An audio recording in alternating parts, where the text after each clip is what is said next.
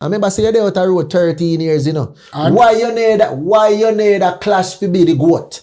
Them time there. You know why? Why you never want to be a goat for them time there? You see the warrior has stem from Vybz Kartel coming from prison, getting king of dancehall and all these things. May I show you something?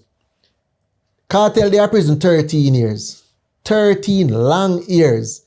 Every man in a dancehall a do them thing. Nobody need a clash. Nobody need a go on like they want to be no goat. Nobody need one. You see me? Once Kartel come back on the scene, people get nervous because guess what? This is the man who stay from behind bars and win gold and silver. This is the man who stay from behind bars and run the street. This is the man who make millions from behind the bars. You see the Kartel before prison? Yeah. That Kartel there was a dangerous cartel lyrically. Mm-hmm. You see the Kartel after prison is a watered down brother you look on. Why? Them man they watered down, bro. Why? Them man they can't step in a war. Why? Because the man flow is completely different. Him attitude is completely different, which is good.